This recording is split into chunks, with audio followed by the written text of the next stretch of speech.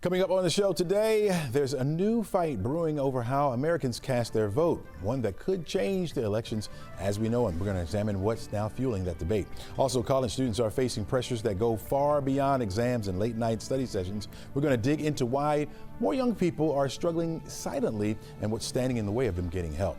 And we're going to take a closer look at a program breaking down barriers to the workforce for one group of people looking to get back on their feet. This is The Take. Let's get it.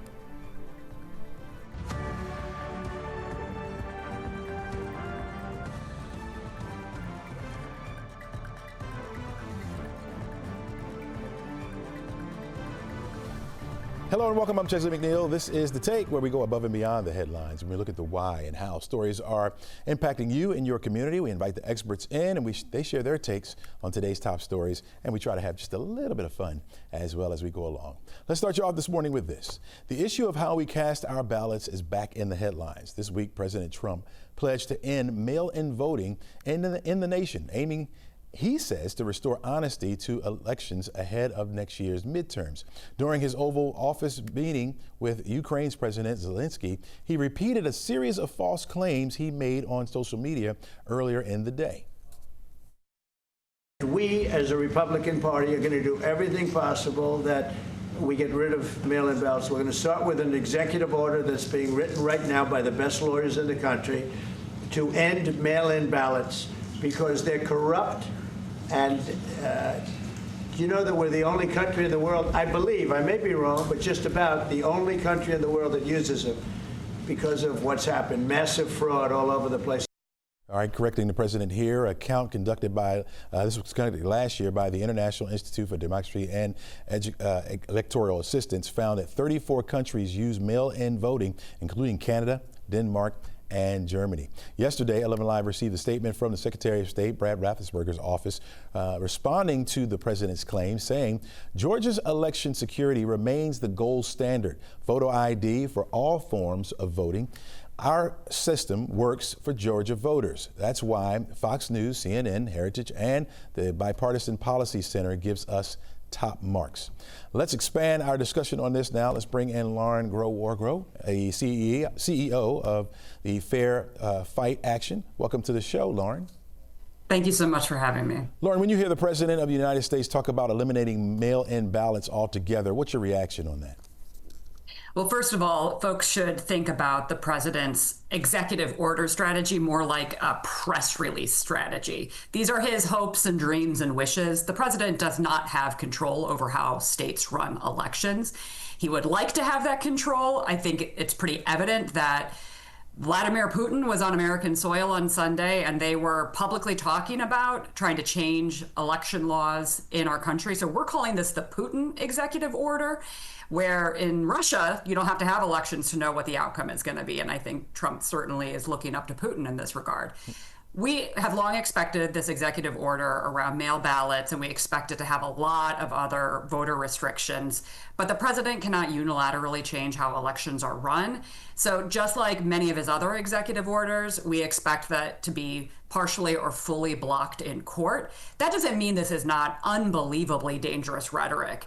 Mail ballots are used by Republicans and Democrats in Georgia and across the country every year to safely cast their ballot. This is disinformation and lies, and it really is a bullying, intimidation tactic to try to force states to do what he wants. That's how we see this. Yeah. Why do you think mail-in ballots is such a political flashpoint? I mean, you said both Republicans and Democrats use this. We've been using it for years now without controversy. Why is this such a flashpoint?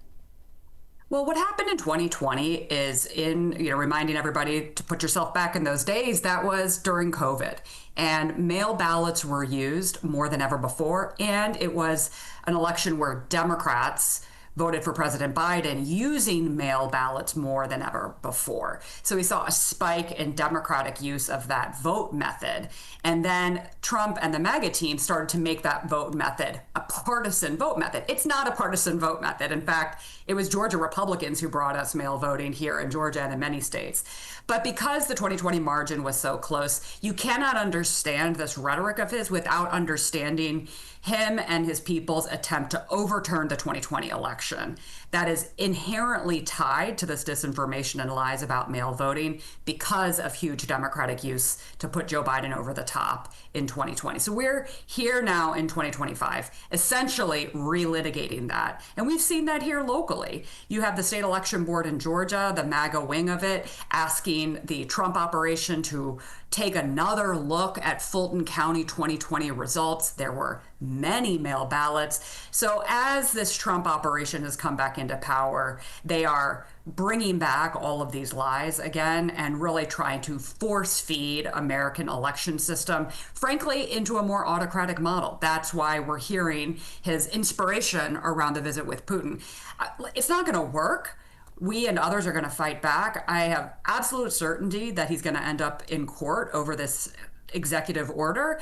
But again, we take this very seriously because here we are today talking about it, right? Yeah. He's raising questions, raising disinformation about mail voting. And so this is not going to be a normal midterm. Look at the power grab they're trying to do in redrawing lines and taking Congress into one-party rule.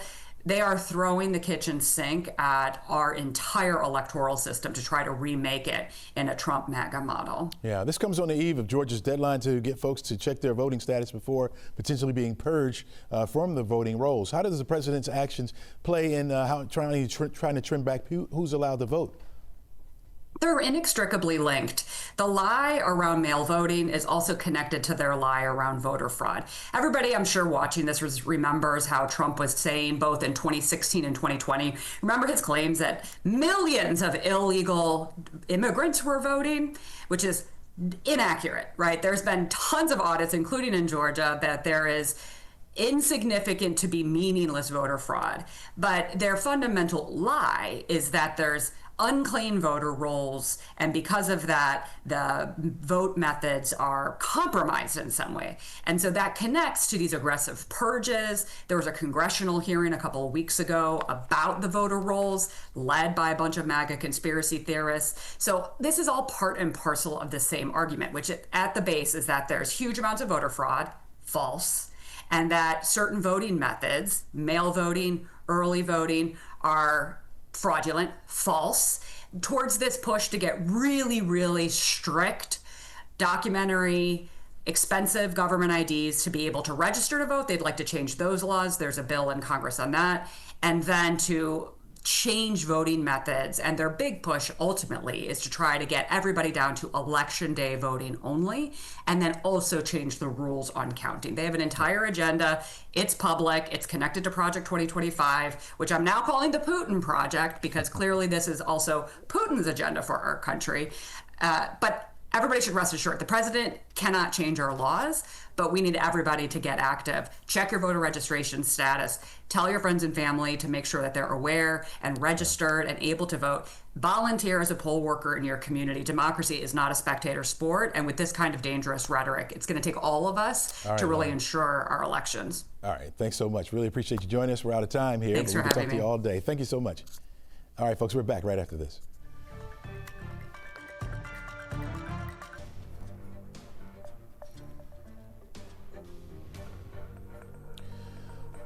Russia continues to intensify its assault on eastern Ukraine, even as the Kremlin signals it's open to negotiating an end to the 3.5-year-long war. Joining us now is NBC Washington correspondent Alice Barr. And Alice, good morning to you.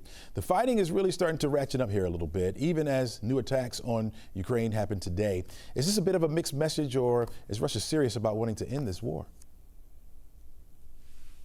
Yeah, it's a very important question. And in fact, President Trump, in a new interview just yesterday, said that he had to acknowledge that he is not certain that Putin does want to end the war. He said that he thinks that he is tired of it. He thinks they're all tired of it, but you never know. And he said it's possible that Putin doesn't want to make a deal. We have seen just relentless Russian attacks, particularly in eastern Ukraine, that are killing people, killing civilians. There was a young child among the dead just this week.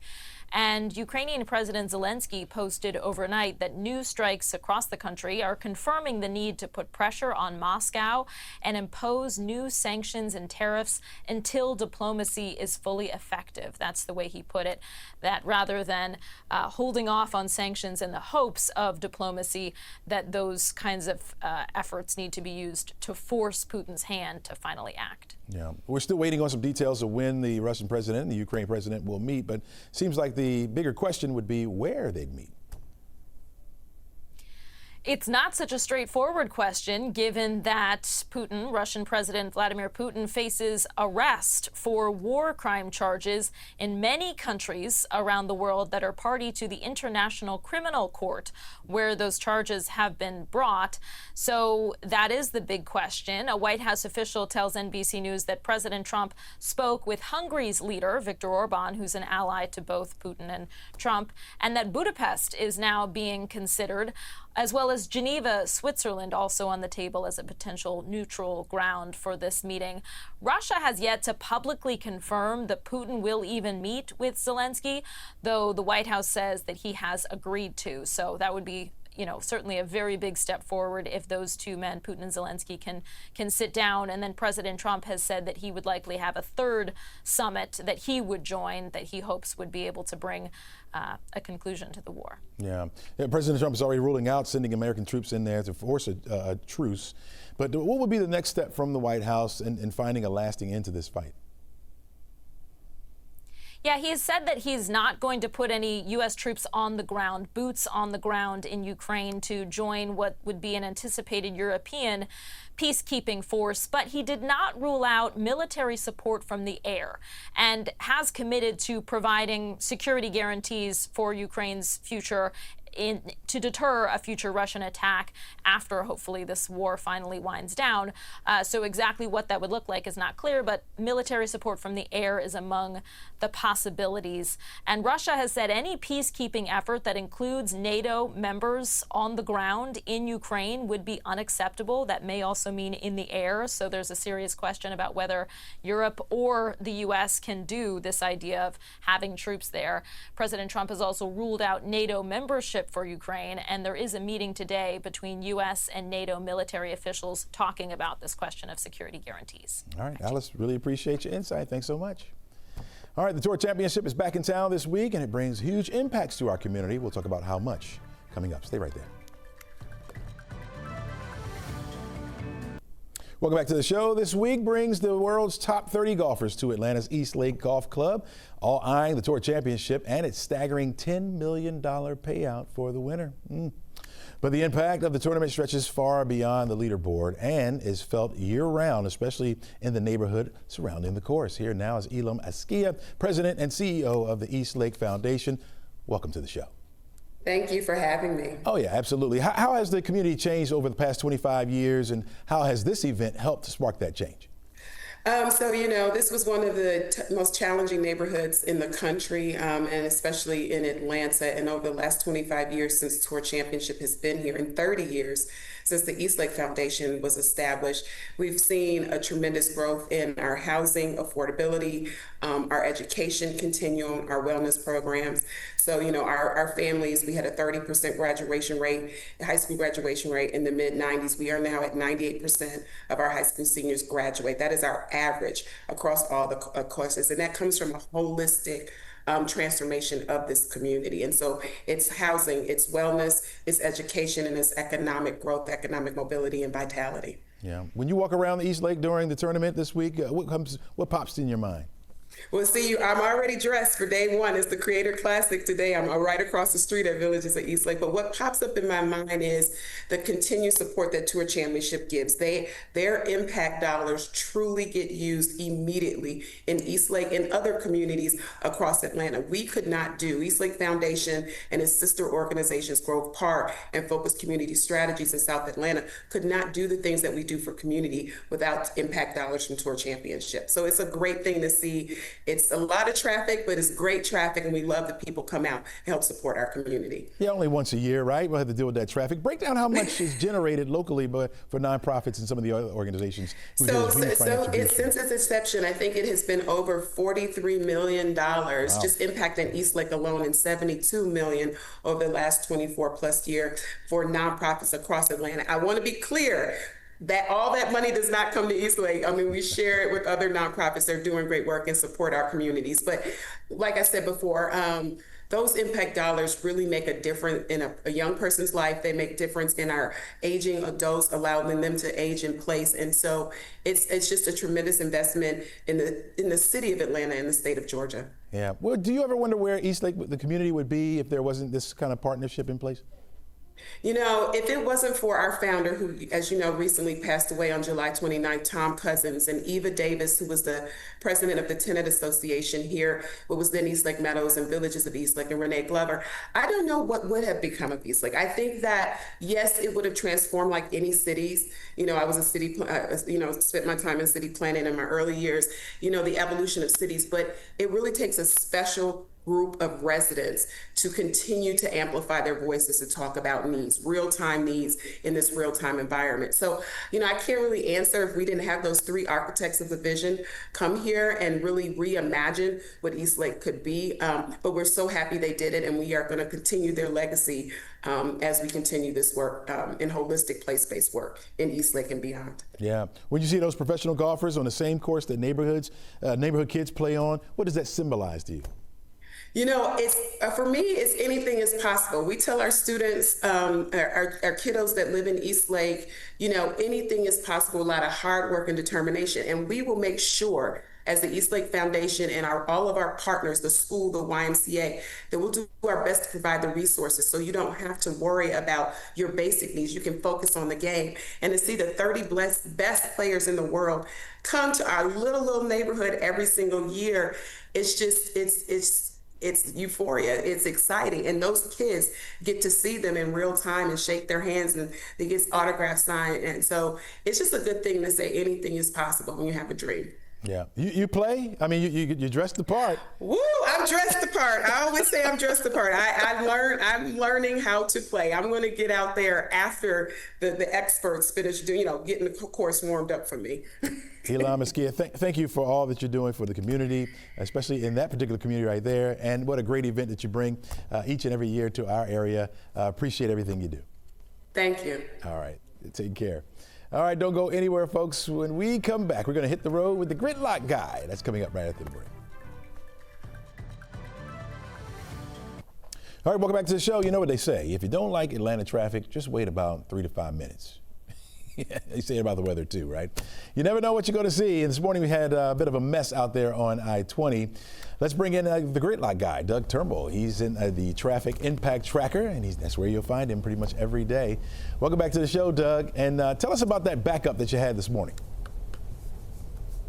Lord have mercy. So concurrently, we had 400 North shut down, a big tractor trailer problem on 285, and then we had I-20 eastbound shut down in Rockdale County. I made a call to find out why, and there were beer instruments all over the road. There were beer kegs and cases and spirits. So we shot some video of that. Photog Stephen Boise and I did. And 20 East was shut east of Sigmund Road completely for several minutes. They eventually opened 2 left lanes and took the rest of the morning cleaning up that precious cargo, Chesley. And I'm sorry, man, I wasn't able to hop the fence and grab you any.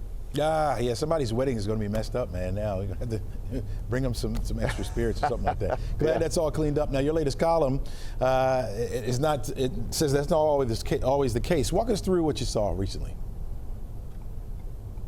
Well, for sure. So actually, we saw this morning, too. But a couple of weeks ago, Boise and I here, who's driving me right now, we were trying to get close to a wreck or a backup on I-20 eastbound in Douglas County. And we were trying to enter at Post Road. And as we were waiting to turn left at the traffic signal, there were cars coming toward us on the one-way ramp. We actually had to wait for them to clear out to even make the turn. And then we came down the ramp, and there were more cars driving right at us.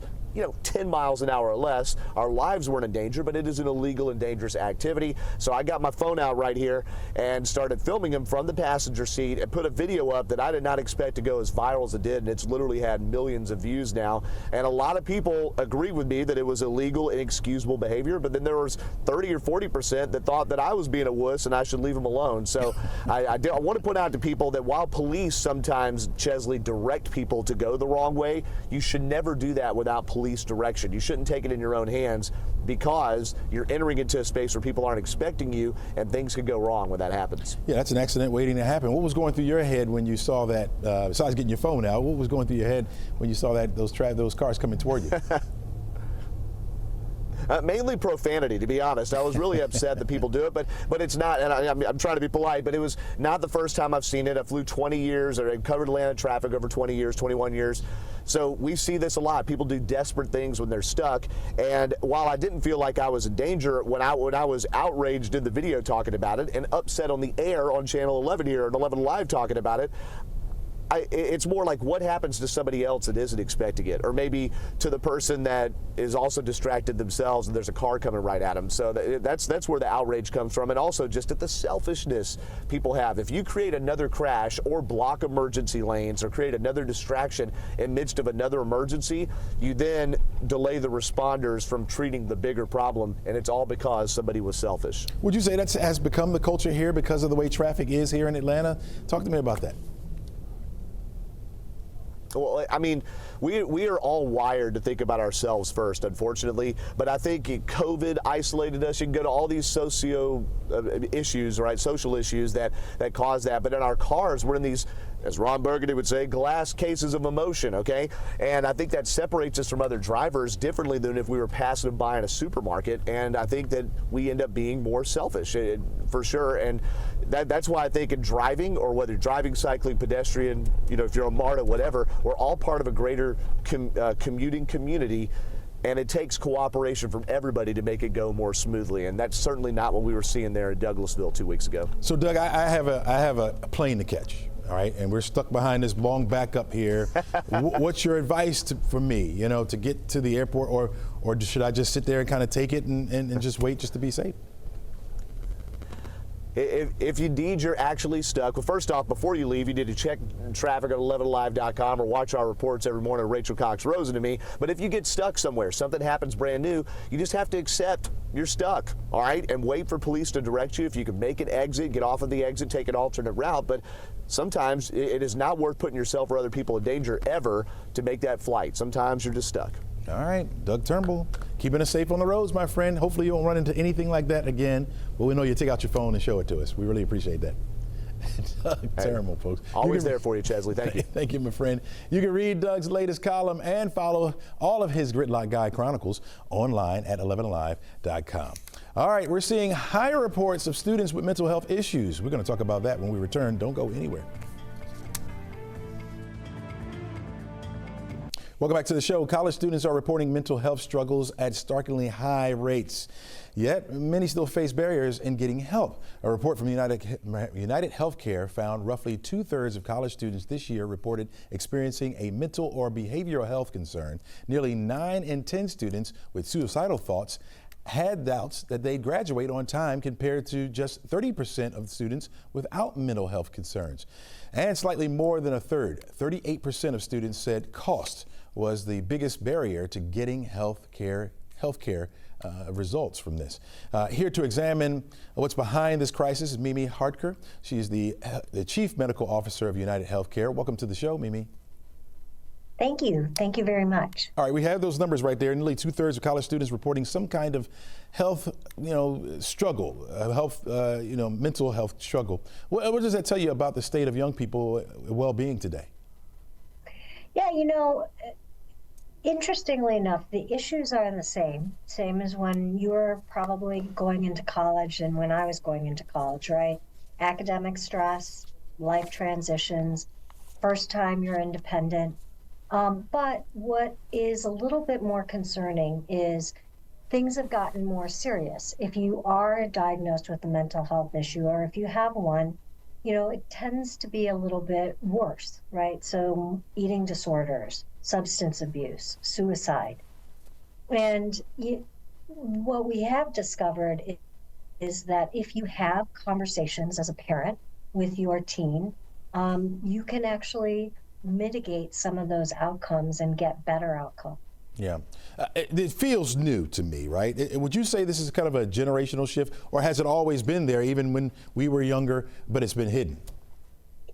Correct. I think it's just more prevalent, and it's actually coming out a little bit more. You know, I really, I think it's being stressed, especially since we've acquired iPhones, and people are, social media is coming to the forefront.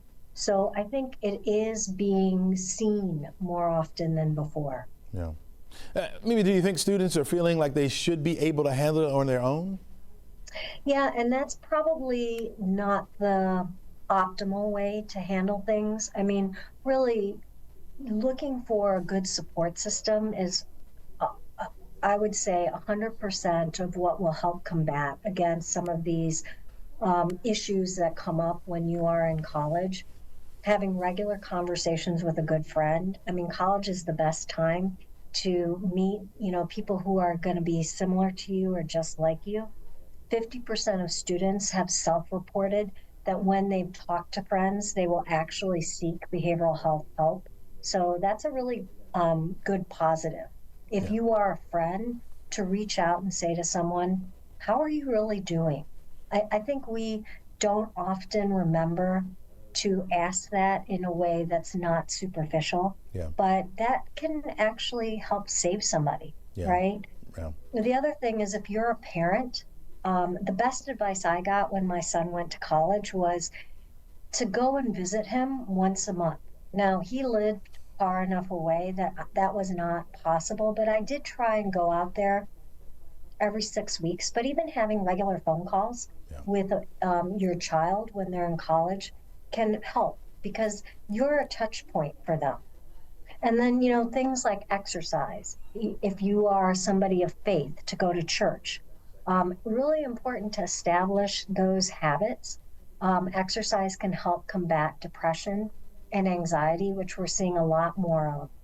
And then, you know, probably about half of the college kids are still on their parents' health insurance. So at least for United Healthcare, I can't speak for other health insurances, but I'm sure they have something similar.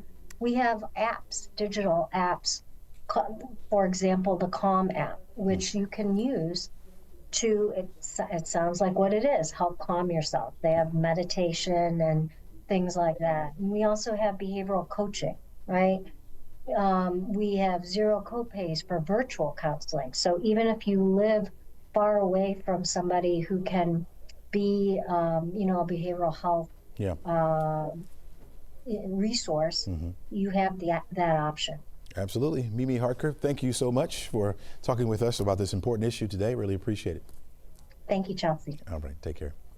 All right, folks, look at the Midtown camera here. It does show that we have the clouds overhead, just a few. Partly sunny skies will be the call for much of the day, as a matter of fact, but we will see a few isolated showers popping up a little bit later on this afternoon. It can happen at any time, but more likely after about 1 or 2 o'clock is when we'll start to see that. Bobby Dodd Stadium right there in the foreground, just letting you know that it is about to be football season around the area. That should put a smile on your face. In fact, next week is when we'll start to feel a little bit more like fall. All right, a New York woman says she caught her wax specialist wearing Meta camera eyewear glasses during a Brazilian wax session. Now, this raises some disturbing questions about consent and privacy spaces. Back with us today is business professor Rajiv Garg. He is joining us now to talk about this particular situation. And Rajiv, I got to tell you, man, this is troubling to say the least. Let's start off with these glasses themselves. How do the glasses work, and how do you know which ones are those type of glasses? So these glasses, essentially you can tell the glass to record any session, or you can just tap on the side to record any session. The easiest way is, so currently these glasses were manufactured by Ray-Ban. So if you see Ray-Ban glasses, which have the thick, the side stem with a small camera in the front, you know, these are the Meta glasses that have the recording capabilities. Facebook is coming out with the new ones, Oakley, again, very common brand. So now, in addition to Ray-Ban, you could see the Oakley glasses with a small camera in the front to know that these are recording devices. So you heard the situation here. You have a woman who goes to her wax specialist. catches them wearing those Meta glasses. I mean, what's your reaction to that? I mean, it's crazy. I would be, I mean, if the service provider was actually recording, they are in for a major lawsuit. And it's actually recording without consent is both a civil and a criminal offense. The customer could potentially file a police report saying that she was recorded without her consent, and she can actually file a lawsuit as well. These cameras are becoming more common because they're very accessible technology. I mean, a lot of the eye class, like the prescription eye class or sunglass shops, like lens crafters, even I think Sam's Club, they sell these glasses. So when people are going to buy frames, they see, look, I have an AI embedded in my glasses, which can take pictures when I want. Let me buy it. And then they get a habit of wearing it at all times. Yeah. Do you know where the law sits here in Georgia on this issue? So in Georgia, again, so recording audio is legal. Like if it's a one-party consent. So if this was a conversation they were happening, that was happening, and she recorded just the audio, then it's fine. But in Georgia, if she recorded video without the consent, then it's both the civil and criminal offense.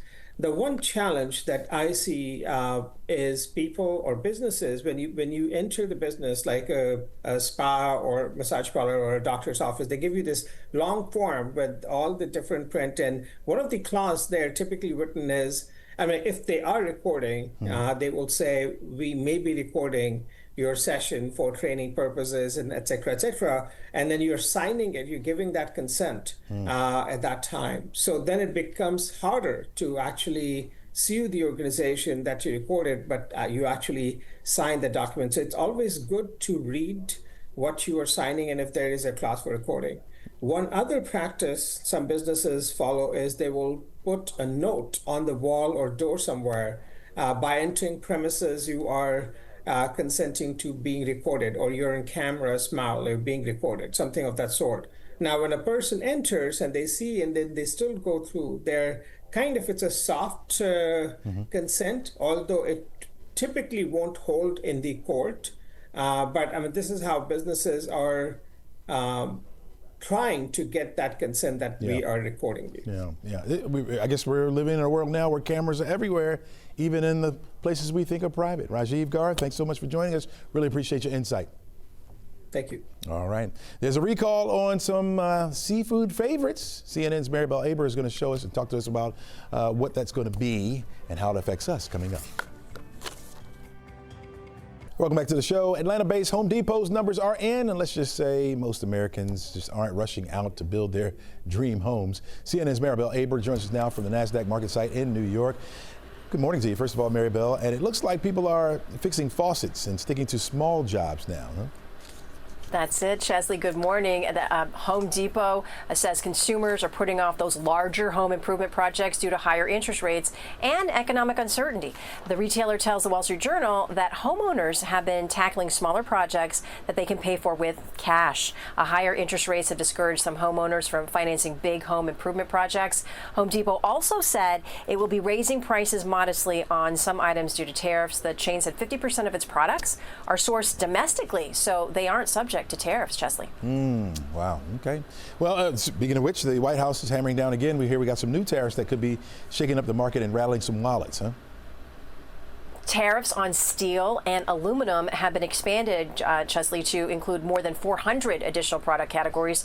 The tariff list now includes everything from construction materials to fire extinguishers. And auto parts, chemicals, plastics, and furniture components are subject to tariff lists as well.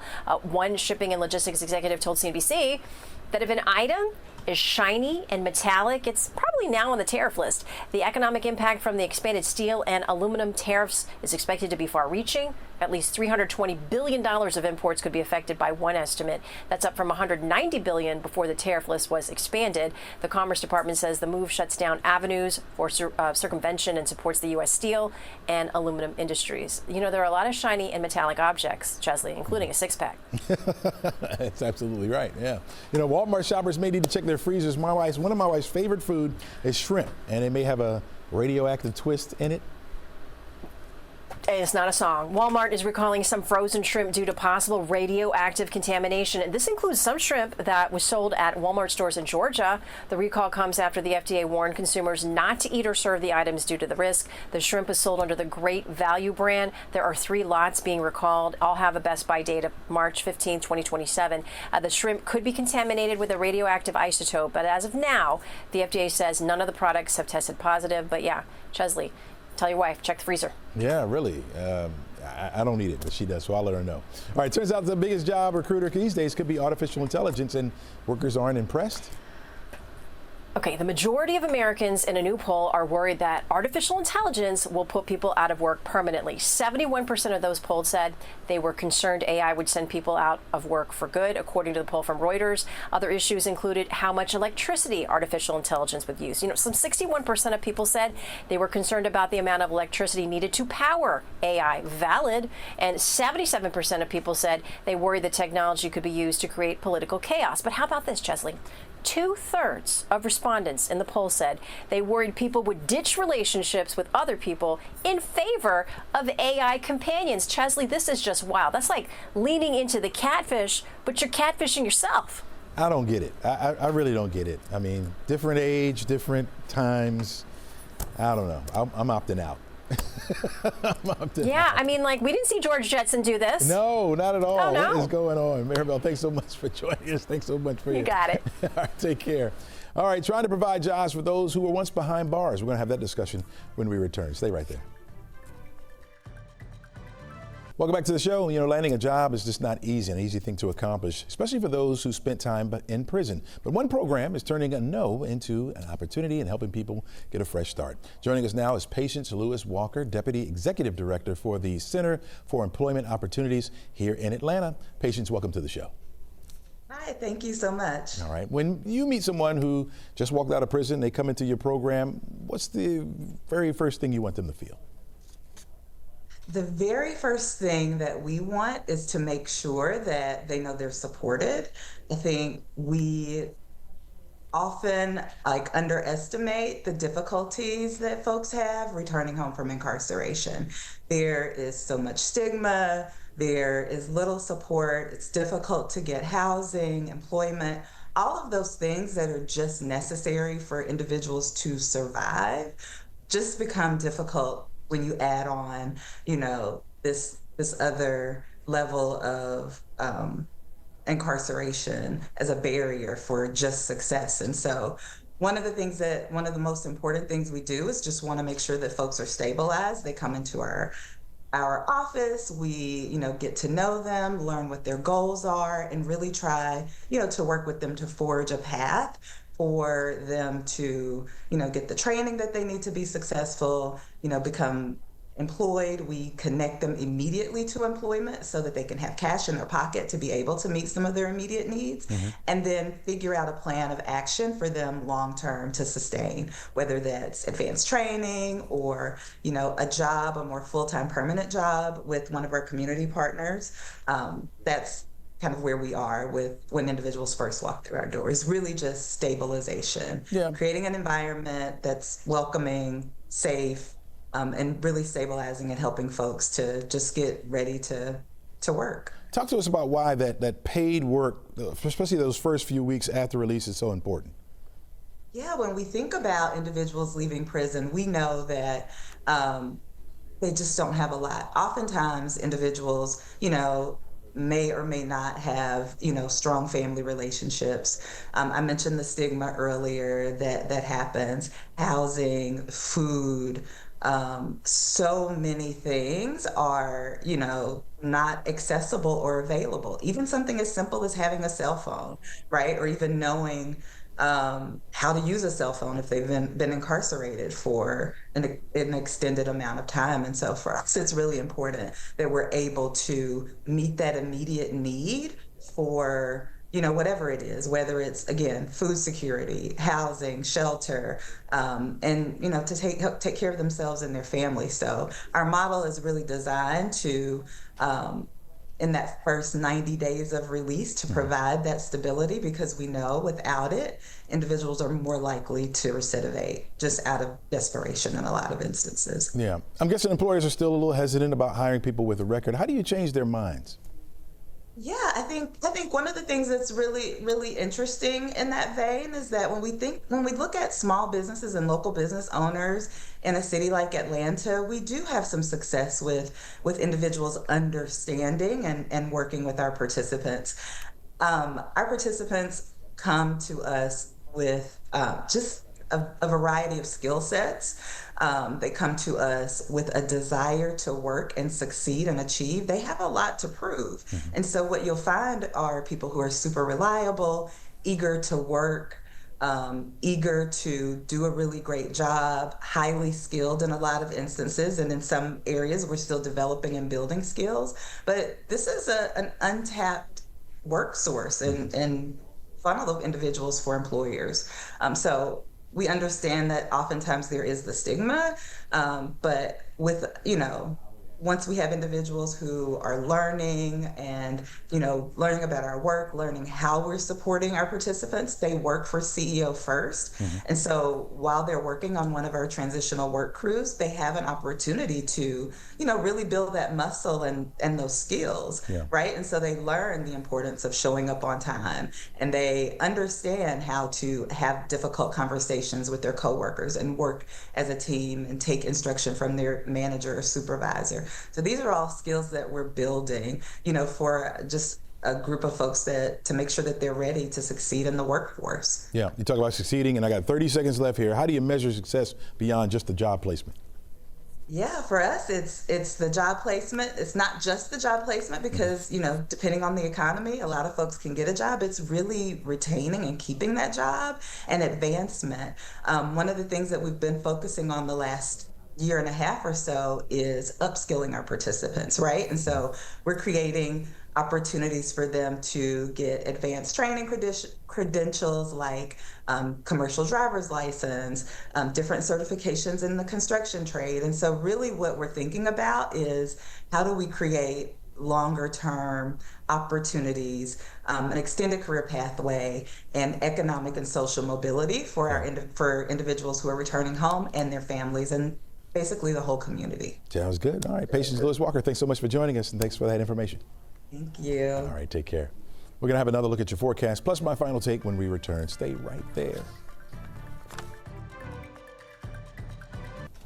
Well, another hot and humid afternoon with temperatures approaching that 90-degree mark again. I think it will be around 91 degrees for an afternoon high, but it will feel like 96 this afternoon because you have to factor in that humidity. It'll be with us tomorrow as well, 92 degrees for the high, feeling like the mid to upper 90s. 30% chance for isolated showers and thunderstorms this afternoon and Thursday afternoon. Got some changes coming as we head toward the weekend. Got a front that's going to push in. It will bring a 50% chance for some showers on Friday, Saturday as well. Temperatures will be in the low 80s, and then better weather coming our way next week with the sunshine returning and lower humidity and temperatures in the low to mid 80s. That's going to be quite comfortable.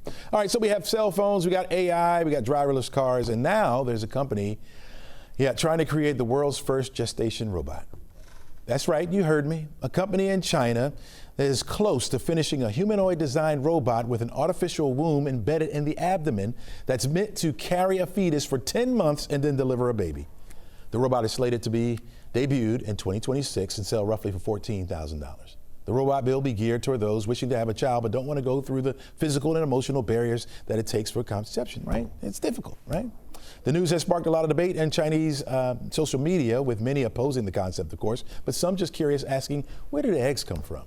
And then there's some who support it by saying it's good that women don't have to suffer anymore.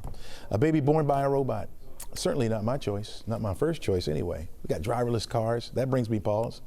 But now, this scares me. What kind of society are we creating when we abandon things that taste naturally? Why can't we do it the natural way? Everything, folks, is becoming artificial. But you can rest assured that I'm real. That's all we got for you today, folks. Make it a great day and try to encourage someone while you're doing it along the way.